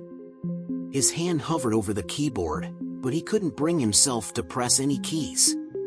His fingers twitched, but the usual pull to play, to dive back into the world of Sanguis, was gone. It was as though a part of him had been severed, like the game no longer held any power over him. He closed his eyes, trying to steady his breathing. He could hear the thundering of his own heartbeat in his ears, and the oppressive weight of the room seemed to press in on him from all sides. But despite the darkness that lingered at the edges of his thoughts, something else began to settle inside him. A calm. A deep, profound sense of clarity. The game had taken everything from him. It had warped his reality. It had twisted his mind and trapped him in a virtual hell. But no more. He wasn't just Lucas, the gamer anymore. He was more than that now. He had faced the darkness and emerged from it, scarred but stronger. The game couldn't define him. It couldn't control him. Lucas pushed the chair back, standing up slowly, his legs shaky beneath him. He walked to the window, pulling the blinds open. For the first time in what felt like forever, he was outside. The sky was blue. The city was alive. People walked the streets, oblivious to the chaos he had endured. The world outside was real. It was raw. And it was his. A soft chuckle escaped him as he looked out at the bustling city. It was strange. He had been so consumed by the digital world, so consumed by the game, that he had forgotten how vibrant the real world could be. The game had been a prison, a facade that had kept him running, kept him from truly living. But now he was free. Turning away from the window, Lucas walked back to the desk and clicked the game window closed. The screen blinked, then went black. For a moment, he just stared at the empty screen. No more messages. No more temptations. It was finally over. But just as he stood up to leave, a final message popped up on the screen. The game was never about the game, Lucas. It was always about you. He froze. The words were simple, but they sent a chill down his spine. He didn't know if it was a final warning or just another trick. But it didn't matter anymore. The game was gone. It was behind him. Lucas walked away from the computer, stepping into the unknown, into a world that was his to reclaim. He didn't know what lay ahead. The future was uncertain, and the scars of the past would remain with him. But he had the power to choose. To live. To break free. And for the first time in a long time, that felt like enough. The world outside Lucas's window was more vibrant than he could ever remember, each leaf on the trees swaying in the breeze, each car passing by with the pulse of life. Yet, it felt distant. Detached. There was something about the clarity of this real world that made his skin crawl. Was it too perfect, too calm? Or had it always been like this, and he had simply failed to notice before? As he walked through his apartment, his steps slow and deliberate, the faint echo of the game's whispers lingered at the edges of his mind. He tried to shut it out, but the memory of Sophie, the warning, the fragmented truth, still gnawed at him. No matter how far he ran, no matter how much he tried to bury it, the game's influence was still there, buried deep within the core of his thoughts. The apartment felt like a foreign place. His eyes scanned the familiar surroundings, but they didn't seem as comforting as they once had.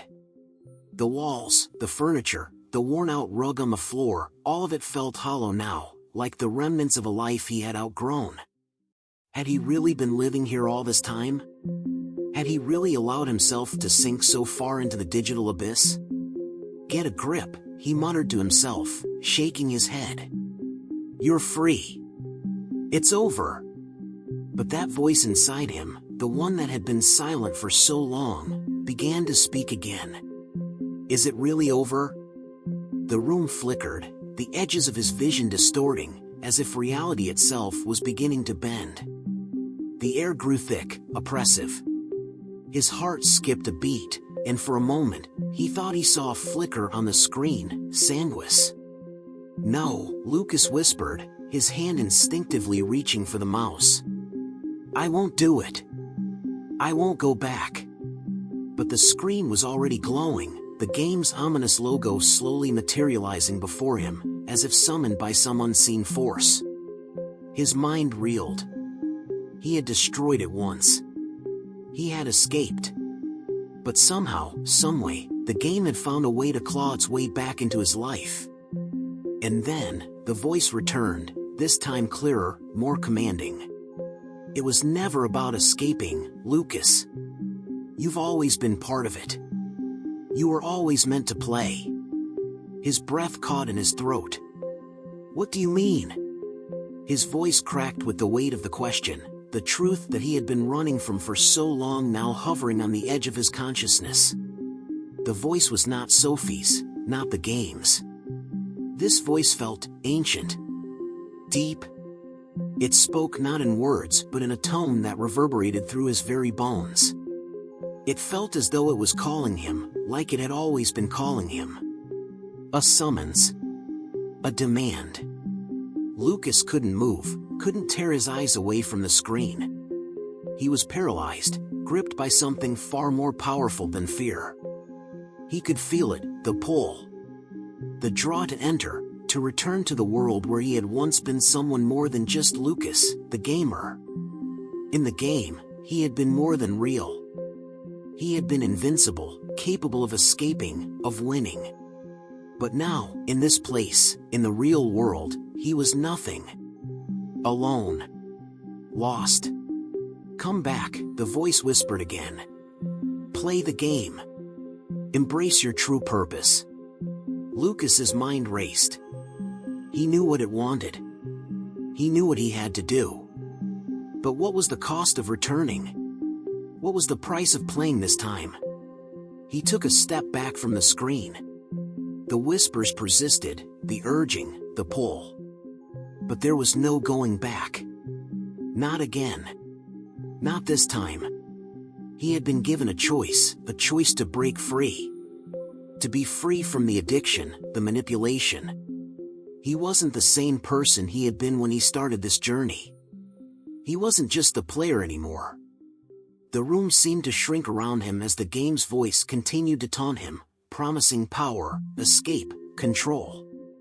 The tempting allure of the game was still there, but now, it felt different. It felt like a cage. A beautiful, seductive cage. Lucas walked toward the window again, his movements deliberate, slow, almost methodical. The glass shimmered in the light, the reflection of his face staring back at him. It was the same face, the same tired eyes, but he wasn't the same person. He had been changed, broken, yes, but also rebuilt. The game had tried to break him, to warp his reality, but it hadn't succeeded. It couldn't. The world outside was real. The air, the people, the life that pulsed through the city, it was all real. And that's what mattered. He turned away from the window, walking back to the desk one last time. The game was still on the screen, the logo taunting him with its presence. But he didn't need it anymore. He didn't need to prove anything to anyone. Not the game. Not himself. With one final, resolute click, Lucas closed the game for good. And for the first time in a long time, the weight in his chest lifted. He was free. Finally. But as the screen faded to black, he heard a whisper, so faint, it might have been a figment of his imagination. It's not over, Lucas. The world had felt, for the first time in what seemed like forever, tangible. It was his again. Lucas had closed the game, walked away from the machine, and reclaimed his life. The pulse of the city outside his window, the subtle hum of the apartment building, even the flickering of his ceiling light, it all seemed normal. Real. But there was a gnawing feeling in the pit of his stomach, a sense that something wasn't right. It was a quiet whisper that slipped through the cracks in his mind, a thought that he couldn't escape. He hadn't really won. The words echoed in his head, reverberating off the walls of his consciousness. He had left the game behind, yes. But it was still there. It was still alive in his thoughts, in his veins, running like a virus beneath the surface of everything he saw and heard. He had broken free, or so he thought. But now, it felt as though the game had left something behind, something worse than the virtual nightmare it had been. Lucas rubbed his temples, trying to shake the thoughts from his mind, but they only intensified. The game had shaped his reality, twisted his perception until it had blurred the line between what was real and what was a lie. But that was before. Now, the game had changed him in ways he didn't fully understand. His phone vibrated on the desk, breaking the silence in the room. He picked it up absently, his eyes scanning the screen. It was a message. Unknown number, it's not over, Lucas. He froze. The message was short, blunt, and strangely familiar. There was no name, no number, just the words. The same words from the game, the same words he had heard on the edge of his consciousness. His heart began to race. This couldn't be real. He had escaped. He had left it behind. But deep down, Lucas knew. He knew it wasn't over. He could feel the game still lingering in the background of his mind, like a dark shadow that refused to leave. The doorbell rang suddenly, its sound slicing through the tension that had settled in the room. Lucas jumped, startled by the interruption. His pulse was racing, his breath shallow. He set the phone down, stood up slowly, and walked toward the door, each step heavy with dread. Who could it be? He peered through the peephole, his stomach twisting as his eyes locked onto the figure standing in the hallway. It was a man, tall, cloaked in a long, dark coat, the collar turned up to hide his face. The air around him seemed cold, even in the warmth of the hallway. Lucas hesitated, his hand hovering over the doorknob. Something about the man felt wrong. He had an eerie aura, as though he didn't belong in this reality. As if he had stepped out of the game itself. Before Lucas could make up his mind, the man spoke, his voice low and steady. "Let me in." It wasn't a request. It was a command. Lucas felt his pulse quicken. He knew he should walk away, ignore the man outside, but something inside him pulled him closer to the door. It was a compulsion, a strange, inexplicable force that made him want to open the door. He couldn't explain why. With shaking hands, he unlocked the door and opened it a crack. The man's cold gaze met his eyes hidden in shadow, but there was no mistaking the presence he radiated. "Who are you?" Lucas asked, his voice wavering. The man didn't answer immediately. Instead, he reached into the pocket of his coat and pulled out a small, flickering object. It was a device, a strange, metallic thing that hummed with an eerie energy. "This," the man said, holding the device up for Lucas to see, "is what happens when the game doesn't let go." Before Lucas could respond, the man pushed the door open further and stepped inside, his presence overwhelming, suffocating. The cold seemed to follow him, settling over the room like a thick fog. "What do you want from me?" Lucas asked, his voice barely a whisper. He stepped back, instinctively trying to create distance between himself and the stranger. The man smirked, a cold, knowing smile that didn't reach his eyes. "You think you've escaped, Lucas? You think it's over?" His voice dropped to a near growl. "It's just begun." The room flickered again. For a moment, Lucas thought he saw the walls stretch and distort. The edges of his vision blurred, and the colors around him began to bleed together, like the game was invading his very reality. "No," Lucas gasped, stumbling backward. "No! This isn't real." But the man's smile only widened. He raised the device, and Lucas felt a sharp, burning pain pierce his head. His knees buckled, and the world tilted around him. "The game doesn't let go, Lucas," the man repeated, his voice an echo in the madness. "And neither will I." Lucas cried out, clutching his head as the world around him warped and twisted. It was happening again. The game. The madness. It was here. In his real world. The last thing Lucas saw before the darkness overtook him was the man's face, an expression of cold satisfaction, as if he had finally won. And then, there was nothing. The darkness was thick, a mass that enveloped Luke as if swallowing him completely. He couldn't distinguish what was real, what was the immensity of his mind trying to process the pain that still pulsated in his head. He felt as if he was sinking into something deeper, darker, as if the ground beneath his feet was just an illusion. He tried to move, but his body was unresponsive. It was as if he had been transported to a new reality, or, perhaps, to a new phase of the game. The ground he felt was firm, but it lacked consistency.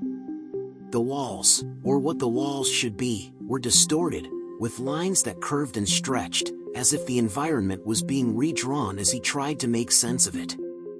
He tried to scream, but his voice failed. His hands were sweaty, his heart beating fast and erratic. He tried to get up, but the weight on his chest seemed infinite, as if gravity itself was manipulated, distorted by the presence of the man who had taken him there. The feeling of being watched intensified, which paralyzed him the most. Tension was in the air, and he had known, deep in his soul, that there was no escape. "Still don't you understand, Lucas?" A hissing voice cut through the silence, recognizable and threatening. It was the man who had entered her apartment.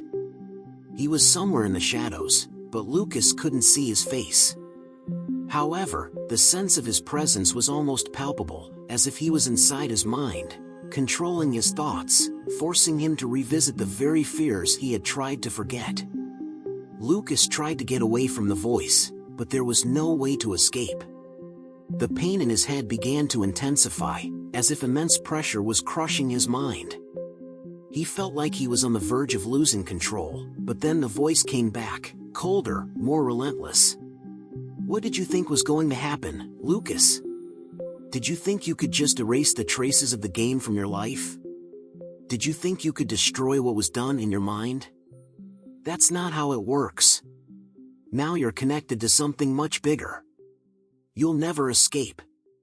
The word "connected" reverberated in his head, like an echo. He looked at the shadows around him, as if he expected something to come out of it, but there was nothing. Emptiness seemed to devour everything. He felt a growing panic, but the voice continued, almost amused by the fear he felt. "You'll never know where the game ends and where your reality begins, Lucas. That's what happens when the game chooses you." The pressure in his head increased even more, and in utter desperation, Lucas tried to remember what had happened before. He remembered Sophie's words, the warning, the struggle to escape. But everything seemed so far away now, as if it was being erased from his mind. "No!" he screamed, feeling his body shake in terror. "I'm not coming back. I can't." But then, he saw it. Deep in the darkness, Lucas didn't know how long he had been lost in the void. Time had no meaning here. It was as if he had been stripped of his very sense of existence.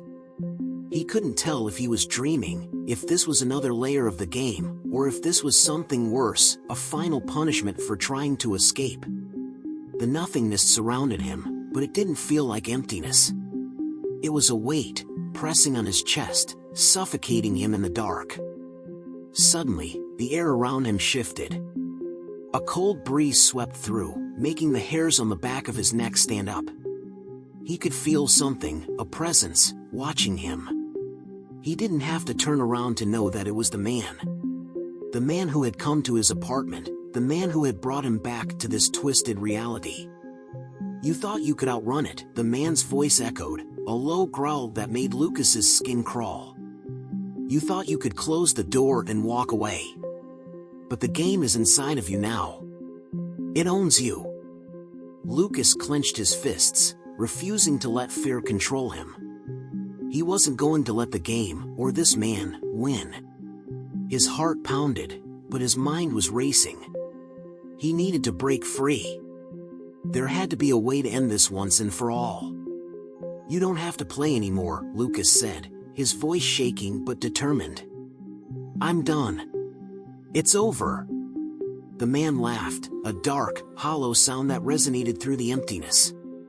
You don't understand, do you? The game isn't just something you play. It's a part of you now. You can't escape what's inside. You can't escape yourself. The words hit Lucas like a blow to the chest. His vision blurred, and for a moment, he saw flashes of the game, the battles, the choices, the missions. But it was all distorted now, twisted and wrong. The lines between the game and reality were merging, bleeding together until there was no distinction. His thoughts began to fracture, and he felt the grip of the game tightening around him, pulling him back. No! Lucas screamed, his voice filled with desperation. I won't let you do this. I won't let the game win. The ground beneath him began to crack, and the darkness around him twisted and warped, like something alive. The man's figure seemed to grow larger, more imposing, his eyes glowing with a malevolent energy. You've already lost, Lucas, the man said, his voice now a distorted hiss. You were always meant to be a part of it. The game never ends. It always takes what it wants. Lucas took a deep breath, his mind racing as he tried to find a way out. His vision flickered, the world around him bending like a broken reflection. He could feel the weight of the game's presence, its power growing stronger with each passing second. But then, he remembered Sophie's warning. He remembered the choice he had made, the strength he had found within himself to escape before. He wasn't going to give up now. With every ounce of strength he had left, Lucas focused on the one thing that had remained constant, the truth. The game had manipulated him, twisted his perception of reality, but it couldn't change who he was. It couldn't control his mind forever. The light. The flickering light in the distance. Lucas ran toward it, ignoring the shadows that reached for him, the voice of the man that echoed in his ears. He couldn't let the game consume him. He had to keep going. The light grew brighter, the edges of the darkness starting to dissolve as he drew closer. The closer he got, the more the game seemed to unravel. The man's voice became a distant murmur, the oppressive weight lifting from his chest. The game was fading. Then, just as the light reached its peak, Lucas felt a sharp pain shoot through his head. The world around him flashed white, and everything stopped. For a moment, there was nothing. Then, Lucas opened his eyes. He was back in his apartment, sitting at his desk. The game screen was gone, the oppressive presence had vanished, and the weight of the darkness had lifted. He looked around, the room feeling almost too quiet, too normal. His heart was still racing, but the terror that had gripped him was gone. He wasn't sure if it was real or if it was just another layer of the game's manipulation. But for the first time in a long time, Lucas felt a sense of peace. He had made it. He had broken free. But as he stood up, he heard something, a whisper, so faint it was almost imperceptible. He turned around, his pulse quickening. The screen flashed to life one last time. It's not over, Lucas.